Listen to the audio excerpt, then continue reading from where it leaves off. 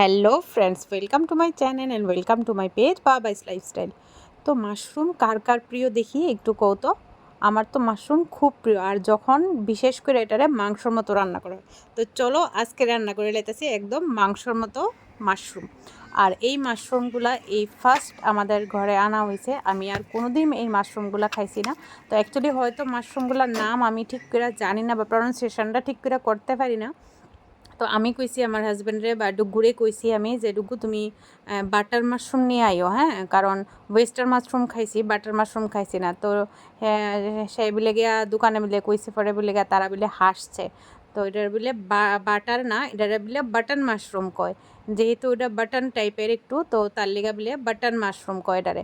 তো আমার কাছে মাশরুমটি খুব খুব খুব ভাল লাগে। আর যেরকম জানি না, মানে এতদিন আমি টিভির মধ্যে দেখছিলাম বা কোনো রেসিপির মধ্যে দেখছি বা অন্যরা খাইছে দেখছি, রেসিপি রেডি তৈরি করছে। আর ইডি আছে না অনেকটা ফুলকপি, যখন আমরা কাটি ফুলকপি টুকরা করলে এরকম টাইপের হয়।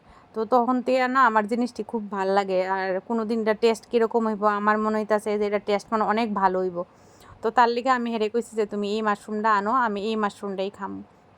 তো দেখো মাশরুমটা এখানে আইনা আমি মাশরুমটা 2টা প্যাকেট আমি খুলে লাইছি। আর মাশরুমটার এই যে হালকা হালকা যে চামড়াগুলি এইগুলি ফেলাই দিতে হয়। তো এটিও আমি দেখাই শিখছি। আমি না দেখা তো আর কেউ কোনো কিছু শিখে না, তো আমি এটা দেখেই শিখছি। একদম টান দেওয়া মাত্রেই একদম হালকাভাবে খুললায় পড়তেছে একদম, যে পাতলা যে চামড়াটা থাকে। আর এই চামড়াটা সরাই নিলে একদম ফকফকা সাদা হয়ে যাবে একবারে মাশরুমটা। তো দেখো আমি যখন এটা পুরা ছোলাইলামও তখন দেখো একদম সাদা হয়ে যাবো গা। আর এরকম করে করে আমি সবটি মাশরুমই ছোলাইলামও, এই যে দেখো একদম সাদা হয়ে গেছে গা। হয়তো ভিডিওর মধ্যে এটা বোঝা যাইতেছে না, বাট এটা অনেকটাই তফাৎ দুইটার মধ্যে।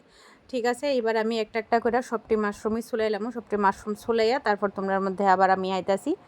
এই যে দেখো, তো সবটি মাশরুম ছোলাই তারপরে এটার লগে থাকবো, মাশরুমের লগে তো অবশ্যই আলু দিতে লাগবো।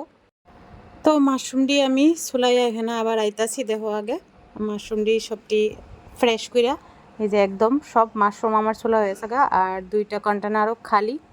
এই যে এইভাবে করে সবটি আমি যে পাতলা স্কিনটা আছে স্কিনটা উঠাই লাইছি। আর একদম এক্সাক্ট ফুলকপির মতো লাগে, মনে হয় যেরকম ফুলকপি ওই এরকম লাগতো। তো এখন এবার আমি এটিরে টুকরা করে এলাম।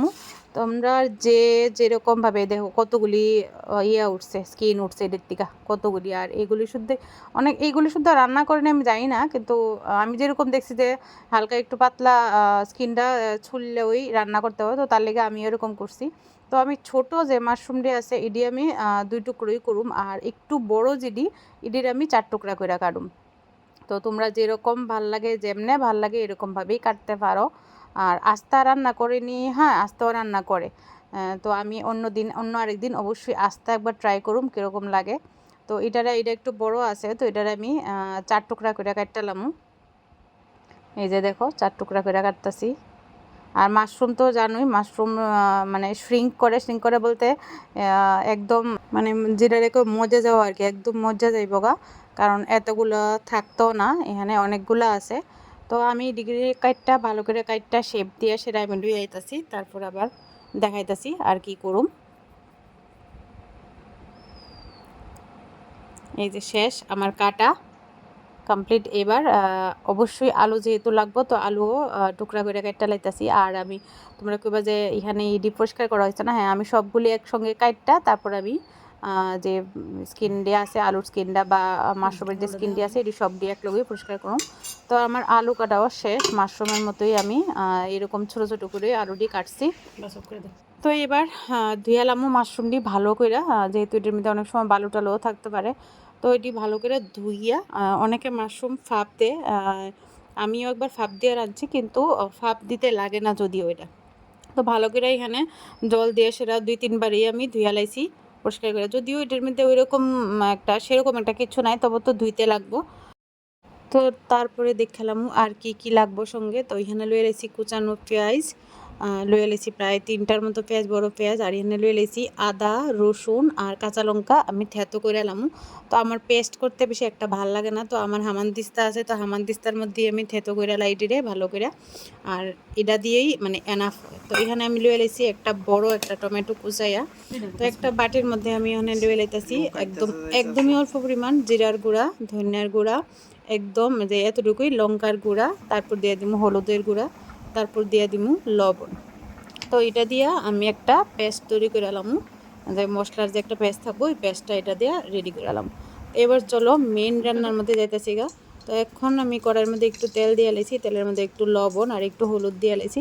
তো আলু যে কাটছিলাম আলুটি একটু হালকা ফ্রাই করে এলাম, একটু হালকা লাল হন অব্দি আলুটি একটু ফ্রাই করে এলাম। আর একটু ভাজা আলু দিলে, এমনিও আলু দিতে পারো না ভাজাও, কিন্তু ভাজা আলুটার একটা সুন্দর একটা স্মেল করে, তো ভাজা আলুটা দিলেই আমি মনে করি ভালো।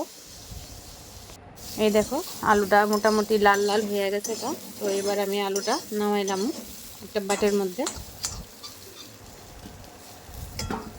তারপর আমি মাশরুমটা প্রিপারেশান করতেছি, যে এখন আর কি লাগবো। আলুটা নামাই লই। আর আমি বারবারই কই, আমি ঘরে যা রান্না করি সবসময় সেই রান্নাই দেখাই, এক্সট্রা কোনো কিছু না। তো দিয়ে দিলাম আবার একটু তেলের মধ্যে দিয়ে দিচ্ছি তেজপাতা, তারপর দিয়ে দিচ্ছি আস্ত দারচিনি আর এলাচ। এটারে একটু ভালো করে লাইরা চাইরা সাইরা তারপর আমি দেয়া দিব যে কুচানো পেঁয়াজ কাটছিলাম, এই কুচানো পেঁয়াজ। তো কুচানো পেঁয়াজটি একটু ভালো করে ফ্রাই হইতে লাগবো, যতক্ষণ অবধি একটু ব্রাউন কালার না হয়। আর ব্রাউন কালার হইলে একটু ভাজা ভাজা যখন স্মেল বাড়িব, তখন স্মেলটা বাড়িলে তরকারি টেস্টটাও খুব ভালো হয়। তো আমি একটু ভালো করে লাইরা চেরা একদম ব্রাউন কালার অবধি ভাজো মিলিরে। এই দেখো ব্রাউন কালার হয়ে গেছে গা। তো এর মধ্যে এবার ঢেলা তুমি বাটির যে পেস্ট করে রাখছিলাম এই পেস্টটা, তো পেস্টটা দিয়ে এবার ভালো করে এটারে লাইরা চাইরা সেরা এটার যতক্ষণ অব্দি এটা না শুকায় ততক্ষণ অব্দি এটারে ভাজতে লাগবো। তো ভেজে টেজে সেরা এবার দিয়ে দিব টমেটো দিয়েও একদম মানে একদম মিশা যেতে লাগবো। তো ততক্ষণ অব্দি এটারে লাগতেই থাকুম। আর হিটটা একটু বাড়াই দিলে ভালো, তাড়াতাড়ি হয়ে যাবো গা হিটটা বাড়াই দিলে। তো এটা টমেটোর পেস্ট হোক, তো টমেটোর পেস্ট হলে আবার আইতাছি। এই যে দেখো টমেটোটি একদম পেস্টই আছে, আর একটু ওইভাবে খুন্তি দিয়ে সেটা যদি বাড়ি দিয়ে দেওয়া হয় তাহলে এটি একদম মিশা দেবো গা। তো দেখো আমি এখানে ইয়ার ফাঁপ দিছি না, মাশরুম দেওয়ার ফাঁপ দিছি না, এইভাবেই দিয়ে দিছি মাশরুমটি। এই যে ভালো করে মাশরুমটি মিশাইলাম একদম সব মশলার লগে। এই যে দেখো একদম সবগুলি মিশে গেছে, আর কালারটাও কি সুন্দর হয়েছে, মানে তখনই দেখতে ভালো লাগতেছে আমার কাছে। তো এইবার এই অবস্থায় এটারে একটু ঢাক্কা দিব আমি, ঢাক্কা দিয়ে সেটা একটু দেখুন। এই যে ঢাক্কা দিলাম, তো দেখি একটু পরে কি হয়। ঢাকনা উঠাইয়া খালাইতেছি এবার আমি। দেখো অনেকটাই জল উঠছে, বাপরে বাপ, আমি ভাবতেই পারছি না যে এতটা জল উঠবো। আমি তো জল দিছি না, শুধু মশলার মাশরুমটাই আসলো, অনেকটা পরিমাণ জল উঠছে। তো এবার আমি দিয়ে লেতেছি ভাজা যে আলুটা রাখছিলাম, ভাজা আলুটা দিয়ে লেতেছি। তো এটিরে ভালো করে এবার না ঢাক্কা এটিরে ভালো করে টানাইলামু, টানাই একদম সাতলাইলামু, একদম ভাজা ভাজা করে এলামু। মশলাটাও যাতে ভাজা ভাজা হয়ে থাকে আলুটির সঙ্গে, তাহলে আলুটির মধ্যেও মশলাটা একটু ঢুকে যাবো গা। এই যে দেখো একদমই ভাজা ভাজা হয়ে গেছে গা। তো এই অবস্থায় এবার আমি এটার মধ্যে ঝোল দিমু যতটুকু দরকার হয়। আর মাশরুম তো অবশ্যই ঝোল খাইতাম না, এটা অবশ্যই একটু টানাইলামু, একটু মাখা মাখাভাবে। তো এই পরিমাণ জলই থাকবো, এই পরিমাণ জলটার থেকে যতটুকু টানবো, তারপরে যার যতটুকু দরকার ততটুকু ঝোল রেখে সেরে তোমরা নামাইবা। তো আমি এবার ঢাক্কা দিছিলাম, তো ঢাকনা আবার উঠাই লইতেছি।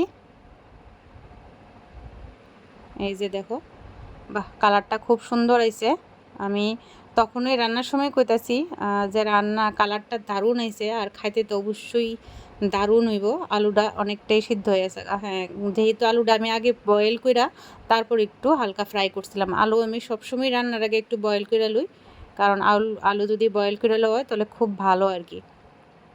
এই যে দেখো অনেকটা শুকিয়ে গেছে গা। তো আমি এখানে গরম মশলা দিয়ে সেটা নামাইলাম। আর এটা এরকম ঝোল থাকতেও না, এটা সবটাই টাইনা লাগবো, একদমই টাইনা। এই যে দেখো একদমই নাই অনেকটা, আর নামাই নিলে অনেকটাই টাইনা লাগবে। তো চলো সার্ভ করি এবার। এই যে দেখো কতটা সুন্দর লাগতেছে, মানে দারুণ হয়েছে, দারুণ। মানে খাইতে এতটা টেস্ট হয়েছে। আমি আর একটা মিস করছি, আমি যদি ডুমুডুমুকিটা পেঁয়াজ কাটটা দিতাম তাহলে পেঁয়াজটা তাহলে আরও ভালো লাগলো আর দেখতেও সুন্দর লাগলো। তো ঠিক আছে, দেখা যাক, নেক্সট টাইম অবশ্যই করুম। আর তো আজকে আমার এই রেসিপি ভিডিওটা কীরকম লাগছে সবাই অবশ্যই জানাইও। তো আজকের লেগা এখানেই আমি শেষ করতেছি, আবার নেক্সট ভিডিওতে দেখা হইব। টাটা।